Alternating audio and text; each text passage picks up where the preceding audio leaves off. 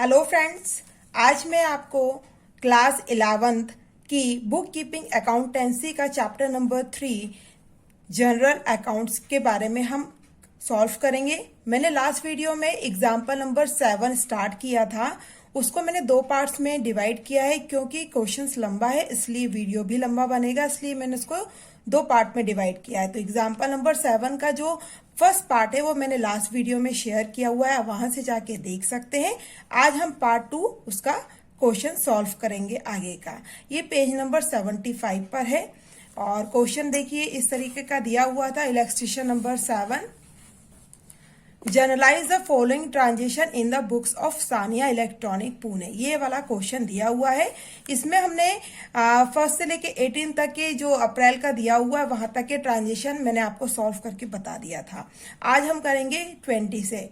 तो 20 का पहले स्टार्ट करने से पहले आप सभी से रिक्वेस्ट है कि वीडियो को पूरा एंड तक देखिएगा, जिससे कोई भी कैलकुलेशन छूटे ना और आप अच्छे से क्लियर हो जाए कि इस क्वेश्चन में करना क्या है, क्योंकि एग्जाम्पल की प्रैक्टिस करने के बाद मैं इसके जो प्रॉब्लम सॉल्यूशंस है वो भी सब करके बताऊंगी। तो 20 नंबर का दिया हुआ है, purchase a horse for ₹40,000 and paid carriage charges ₹2,000।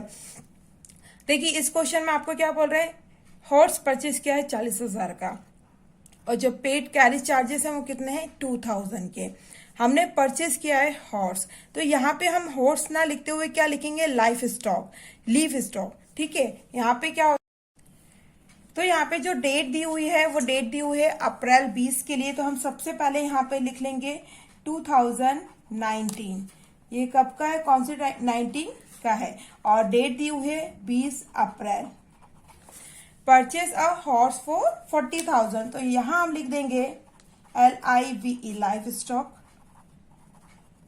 Account debit.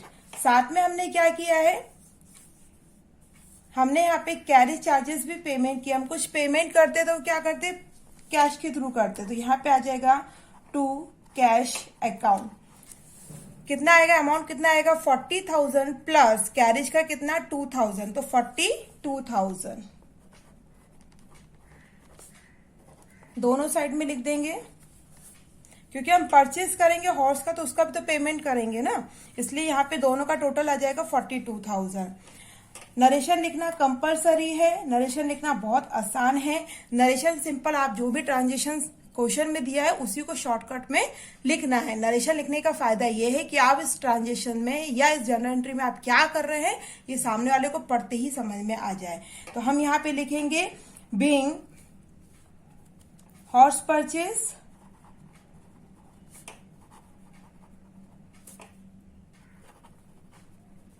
and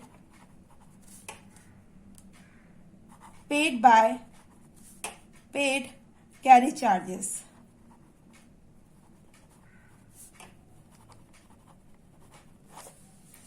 अगला दिया हुआ है 22 के लिए, paid for printing and stationery ₹11,000। देखिए ये सबसे पहले हम लिख लेते हैं, अपनी तारीख 22 तारीख का है। Paid for printing and stationery बिल्कुल सिंपल एंट्री है।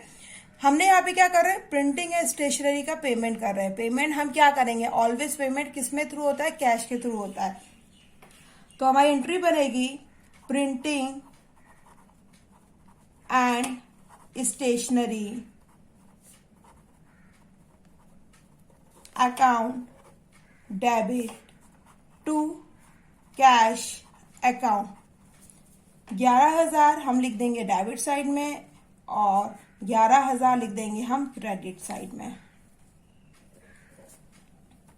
नरेशन आ जाएगा being printing and stationery amount paid. बहुत सिंपल था। अगला दिया हुआ है 26 के लिए, sold goods to Alok for cash ₹13,000। देखो आलोक को क्या किया है, सेल आउट किया है 13,000 का goods at the rate 12% GST less 10% cash discount. अच्छा GST भी दिया है 12% का और कैश डिस्काउंट भी है 10% का। तो चलिए इसको बनाते हैं। तो सबसे पहले हम यहाँ पे लिखेंगे डेट है अप्रैल 26। इसमें क्या कर रहे हैं, sold goods to Alok for cash. ठीक है, इसमें सेल आउट किया है कुछ गुड्स किए आलोक को 13,000 रुपए के, 13,000 के, एंड 12% जीएसटी भी दिया हुआ है और 10% कैश डिस्काउंट भी। तो सबसे पहले हम एंट्री देखते हैं। तो एंट्री बन जाएगी आपकी कैश अकाउंट डेबिट, क्योंकि वो कैश में ही सारा पेमेंट कर रहा है। Discount allowed account debit to sales account to. अच्छा, सेल हो ट्रांजेक्शन में और जीएसटी निकालने को देंगे तो क्या करेंगे, यहाँ पे आ जाएगा आउटपुट। जब सेल वाली कंडीशन हो तब वहां पे आउटपुट लिखते हैं, परचेज वाली कंडीशन हो वहां पे इनपुट लिखते हैं। मैंने पहले भी आपके साथ ये सारी चीजें शेयर की हैं। Output CGST account. अभी हम कैलकुलेशन करना बताएंगे, पहले आप सिर्फ एंट्री लिख लीजिए और एंट्री समझ लीजिए। Input SGST account. नरेशन भी हम साथ में लिख लेते हैं। Being goods sold to Alok for cash at the rate 12% GST and 10% cash discount. देखिए यहाँ पे सबसे पहले मैं आपको बता दूं कि जो सेल हुआ है वो कितने का हुआ है, ट्रांजेक्शन के हिसाब से 13,000 का। तो मैं आपको यहाँ पे सेल लिख देती हूँ 13,000 की। एक चीज तो क्लियर हो गया हमको, अमाउंट एक तो क्लियर हो गया है कि 13,000 रुपए का सेल हुआ है। ठीक है, अच्छा उस पर डिस्काउंट भी बेचा है तो 13,000 का 10% का डिस्काउंट कितना होता है, 13,000 इंटू 10%, 1,300 रुपए आते हैं, 1,300। तो मैं यहाँ पे इसको लिख लेती हूँ। यहां तक क्लियर हो गया। अब हम इसका निकालते हैं जीएसटी। चलिए सबसे पहले हम यहां लिख लेते हैं वर्किंग नोट। एग्जाम में भी आप इसी तरीके से वर्किंग नोट देके अपना जितना भी कैलकुलेशन है उसको इस तरीके से करके बताइएगा। यहाँ पे हम लिखेंगे 26 अप्रैल। आपका जो सेल हुआ है वो कितने का हुआ है, 13,000, 13,000 का। यहाँ पे आपको जीएसटी कितना दिया हुआ है, 12%। देखिए आपको प्रश्न में जो भी जीएसटी दिए जाएगा उसका हाफ कर दीजिएगा, तो 6% एंड 6%। सबसे पहले हम निकाल रहे हैं सीजीएसटी 13,000 इंटू 6/100। ठीक है, 2 जीरो से 2 जीरो यहाँ पे कट हो गए हैं, 1 जीरो यहाँ वाला बचा, यहाँ निकाल देंगे। 6 3 18, 6 7, तो 780 आ जाएगा आपका।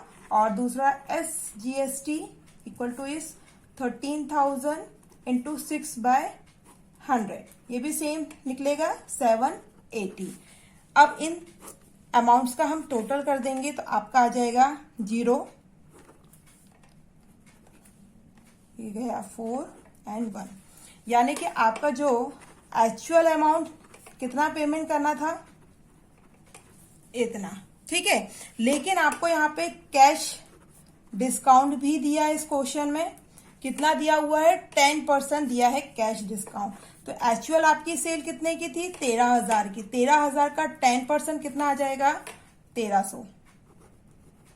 ठीक है, यहाँ पे ये माइनस हो जाएगा क्योंकि आपने पेमेंट है तो आपको क्या कैश डिस्काउंट भी उन्होंने दे दिया। तो ये आ जाएगा 0, 6, 5 में से 3 गया, 2, 4 में से 1 गया, 3 एंड 1। आप यानी कि आपका जो फाइनल पेमेंट है, फाइनल अमाउंट,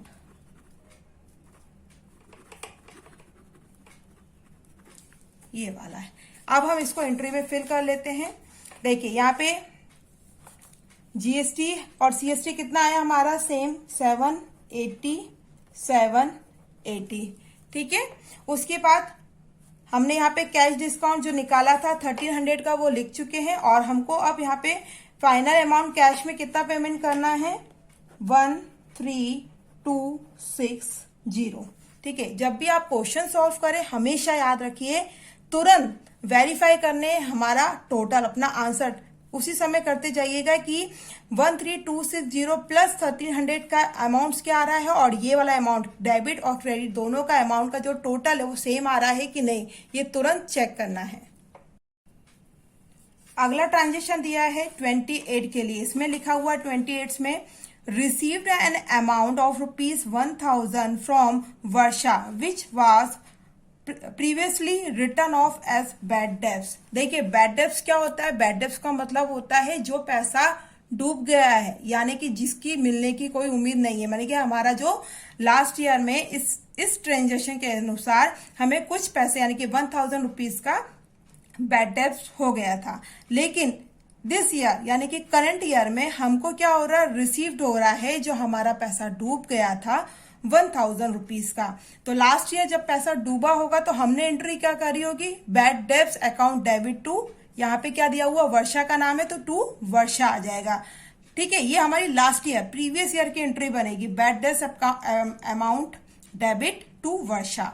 लेकिन इस ईयर में करंट ईयर यानी कि 2019 में बोल रहे हैं कि हमको वो पैसा रिसीव्ड हो गया है। ठीक है, रिसीव्ड हो गया है तो हमारे पास क्या आया है, कैश आया है। कैश आया है तो हमारे पास किसके थ्रू आया है, बैड डेब्ट्स रिकवर्स के नाम से हम लिखेंगे, क्योंकि हमारा जो पैसा बैड डेब्ट्स हो गया था वो हमें रिकवर हो गया है, उसका भी हमको जो अकाउंट से वो बंद करना पड़ता है।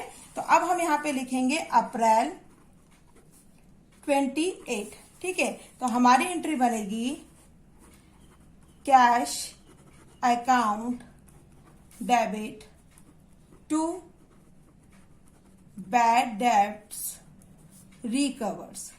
रिकवर लिखना है क्योंकि हमको पैसा किसका रिकवर हो रहा है, बैड डेब्ट्स का ही रिकवर हो रहा है। हम नरेशन भी लिख देंगे यहाँ पे, बीइंग द अमाउंट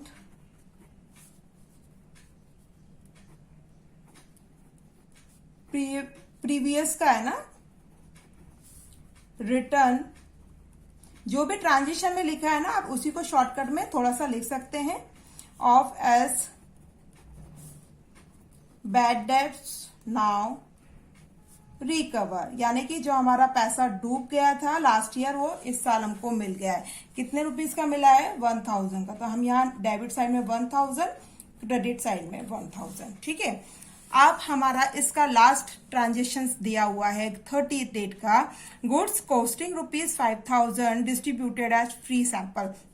देखिए हमारे जो गुड्स हैं उसका हमने डिस्ट्रीब्यूशन किया, किस रूप में किया, फ्री सैंपल में। लेकिन यदि हम देखा जाए इनडायरेक्टली वे में तो हम क्या कर रहे हैं, अपने जो गुड्स किए हैं क्या कर रहे हैं, एडवर्टाइजमेंट कर रहे हैं, है ना। तो एडवर्टाइजमेंट हम कर रहे हैं यहाँ पे, तो हमारी एंट्री क्या बन जाएगी, यहाँ पे सबसे पहले हम डेट लिखेंगे अप्रैल 30। ठीक है, तो हम यहाँ पे क्या कर रहे हैं, एडवर्टाइजमेंट कर रहे हैं ना। अपने गुड्स को जब हम फ्री में सेल आउट करते हैं तो क्या करते हैं, एडवर्टाइजमेंट करते हैं। तो हम यहाँ पे लिख देंगे एडवर्टाइजमेंट अकाउंट डेबिट टू क्या है, goods distribution distributed as free sample, या आप क्या लिख सकते हैं, परचेज भी लिख सकते हैं, क्योंकि हमारे पास जो हमने परचेज किए थे जो गुड्स हैं हम उसी में से ही तो फ्री सैंपल डिस्ट्रीब्यूट कर रहे हैं। तो आंसर अमाउंट्स कितना है, 5000 डेबिट में, 5000 क्रेडिट में। ये दोनों अमाउंट हमने यहाँ पे लिख लिए। अब सबसे मेन है इसमें टोटल। टोटल करने के लिए हम यहाँ पे दोनों कॉलम में लाइन खींच देंगे, इसको हम डबल लाइन कर देंगे और यहाँ पे फिनिश लाइन। अब हमने जो इस पूरे क्वेश्चन को जो सॉल्व किया है उसका हम टोटल करेंगे। टोटल करना कंपलसरी है। यदि हमारा जो डेबिट और क्रेडिट साइड का टोटल सेम आता है, यानी अभी तक हमने जो भी ट्रांजेक्शन किए, जो भी कैलकुलेशन किया है वो करेक्ट है। यदि एक भी साइड या डेबिट साइड का यदि आंसर गलत आता है, यानी कि आपने जो कैलकुलेशन है उसमें मिस्टेक करी है, तो यहाँ पे हमारा आंसर वेरीफाई हो जाएगा। तो चलिए सबसे पहले टोटल करते हैं। मेरे यहाँ का टोटल आ रहा है 54760 540760, यानी कि दोनों साइड का टोटल बराबर आ रहा है, सेम आ रहा है, यानी कि हमारा ये जो क्वेश्चन है एग्जाम्पल वो बिल्कुल करेक्ट है। तो चलिए, आई होप आपको अच्छे से क्लियर हो गया होगा मैंने जो भी आपको समझाया है, कैलकुलेशन वगैरह। यदि आपको मेरा ये पढ़ाने का तरीका अच्छा लगा या मेरा वीडियो अच्छा लगा तो प्लीज मेरे चैनल को सब्सक्राइब कीजिएगा और मेरे वीडियो को पूरा देखिएगा। अब हम जो अगला क्वेश्चंस करेंगे नेक्स्ट वीडियो में, मेरा ये एग्जाम्पल 7 था, अब का जो हम अगला है वो हमारा इलस्ट्रेशन 8 रहेगा। 8 बहुत ही इंपॉर्टेंट क्वेश्चंस है, एग्जाम्पल है, तो आप इसको जरूर देखिएगा। तो चलिए मिलते हैं नए वीडियो के साथ। Thank you.